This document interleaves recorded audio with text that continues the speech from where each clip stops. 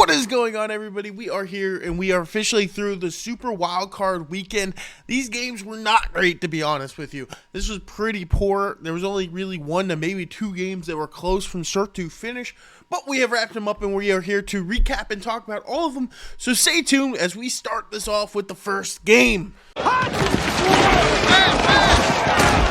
EJ Flipping Stroud is going to be an absolute legend in this league. There's no doubt about it. He dominated his first playoff game, and he looked like a seasoned vet. CJ Stroud had a phenomenal game, just played absolutely out of his mind, as his Houston Texans dominated Cleveland, who has one of the best defenses in the league. It didn't matter to CJ. He still played his butt off and dominated Houston. Dominated Cleveland from start to finish, and it wasn't even really a close match. Joe Flacco just was not really in it, I don't believe. I feel like, he was happy where he got. He just didn't feel like he was playing hard enough to really make that push to continue to be a playoff dominant team, and I think that's kind of where we ended up with the results, as they got eliminated obviously in the first round. Even though Cleveland was kind of a threat, people thought they might have been the biggest threats to Baltimore going into these later weeks of the playoffs, but they didn't do much, and they sputtered pretty quickly. But a big part of that is CJ Stroud and the rest of the Houston Texans played out of their mind. Joe Flacco throwing 2 interceptions, 2 pick sixes, I'm pretty sure, not far apart. It just wasn't pretty by Cleveland at all. Kevin's fancy to me. I'm not sure if he's going to be their guy in the future, but he's obviously not getting fired after he took that team to the playoffs. He had 5 starting quarterbacks throughout the year. So, yeah. But I expected more from Cleveland and quite disappointed. And if you're a Cleveland fan, I'm sure you are very disappointed with that game. Boy, oh boy, are the Dolphins the definition of a fraud.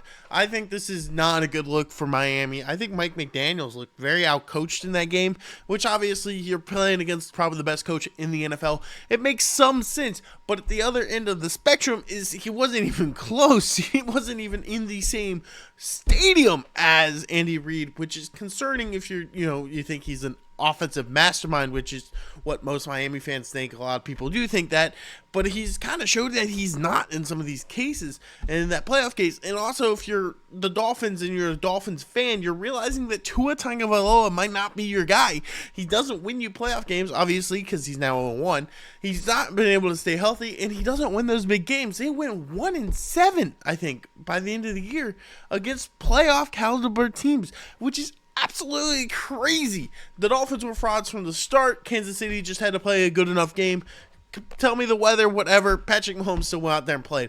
If you can't play in cold weather, you can't win games. I think they are 0-3 in games under 40 degrees. I don't give a crap if you play in Miami. You have to figure out how to win cold games, or you got to be the 1 seed so you don't have to, or at least the 2 seed bare minimum. And right now, Buffalo owns that division. They're not getting that far up there. Kansas City, good win. They move on. They're going to end up playing Buffalo. We'll talk about that game here in a little bit. I'm not sure if I loved Kansas City's game, but they played good enough. Their defense is actually really, really good. And it did get easy because like Miami's offense was very flat, very one-dimensional, short passes, screens, all that stuff. It didn't make a ton of sense to me, but they still pick up the win, and that's all that matters, right? Oh boy, Dallas. Oh, that's a bad one right there. Getting absolutely demolished. I get it looked close by the end of the game, but those were garbage times touchdowns. They were down by 4 scores with 6 minutes left in this game, guys. It was not pretty. They were down 27-0. If I'm the Cowboys, panic mode has set in.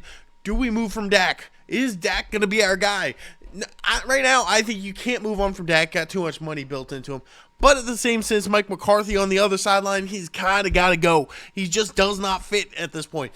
In my opinion, and this is something I was telling a Cowboy fan at my job, is you cannot tell me that outside of maybe Todd Bowles, and after watching their playoff game against the Philadelphia Eagles, that might not even be the case. Outside of Todd Bowles, if you gave any other head coach in this playoffs your team, they're the best team in the football. I mean, you get Mike Tomlin in this team, he's dominating. He's destroying people.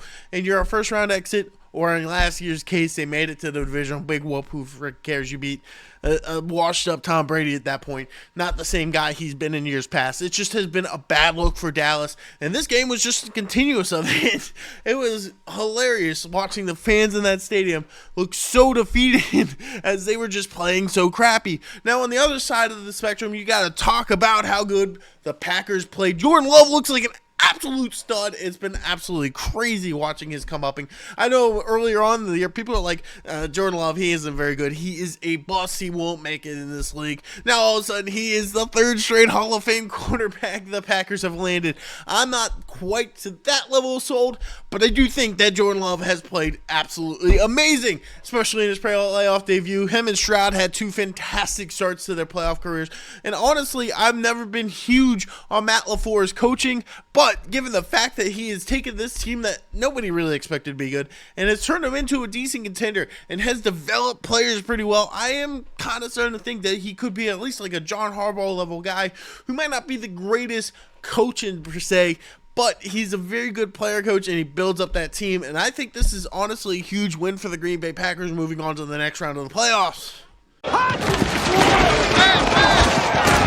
Hey, oh boy, we finally had a good game this weekend. Every other game was kind of a blowout. Not kind of, they all were blowouts. This was the only one that was close in a well-fought match. And this was obviously against the Rams versus the Lions. First game, playoff game in Detroit in eons. First playoff win for Detroit in eons. Jared Goff gets his revenge on the Rams, who basically said, you're not good enough, and we're going to go on to Stafford. And it's just huge. If you are a Detroit Lions fan, you are loving what just happened. This was an absolutely amazing time. You had Eminem there. You had not Ryan Gosling, the guy who played Jacob in Twilight. I don't remember his name. Anyway, you had him there. You had other stars. Simone Biles was not there. She was at the other game. Sorry. Getting all the games mixed up to watch them all. But yeah, obviously at the end of the day, this is just a fantastic win for Detroit and a heartbreak by the Rams. They played really hard. This was going to be a good game from start to finish, no matter what really occurred here.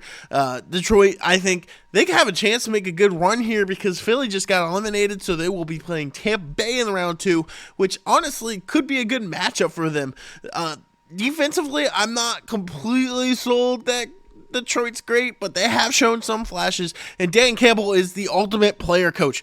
Talking about player coaches, Dan Campbell is that guy. He just knows how to coach a team up. Like, he might not be the best guy out there, and he looks like he's playing Madden half the time, but Dan Campbell is an absolute unit when it comes to playing coaching and getting everybody bought in, which sometimes that is the most important thing with coaching. If you can't get your players bought in, it just doesn't work out. And for the Rams, Sean McVay, obviously one of the best coaches in this league. Matthew Stafford is still an elite quarterback. I don't get what anybody says. Instant Hall of Famer. I don't care.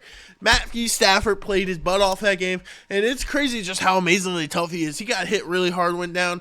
It looked like he got concussed and somehow passed protocol. I'm not sold on it. It looked like a 2-week protocol, but he still got to continue playing. It was a great game, best game of the weekend. The only one that was truly close, but we'll move on. Boy, man, that was ugly weather in Buffalo. They did get it cleaned up. It was still, like, the stadium was covered in snow because I believe Barstool Sports posted around 10 o'clock that it was still snowing really bad there in Buffalo, so it took time to clean it out. The stands were still a mess, but Buffalo dominated this game. Josh Allen is still Josh Allen, and honestly, Buffalo's on a mission, and they get a revenge chance in Buffalo against Kansas City this week. That was going to be an interesting game, but Buffalo played just a better game. I mean, this is what we all kind of thought Pittsburgh was going to be. They lost TJ Watt, which is obviously a huge loss, somebody you don't want to lose, and at the end of the day, it's not going to go well. You lose your best player, and your offense is weak. I mean, it's not a very good sign, and honestly, if I'm the Steelers, I'm moving off on Mike Tomlin. Not because I don't think Tomlin's good. I think it's because he's too good and you need to rebuild. He's going to win you 9 games, and that's just not going to be good enough down the stretch. You're going to be a one and done in playoffs if you make it, or you're going to come up just short and you're going to be drafting in the 14, 15s to 20s, and it just isn't going to work.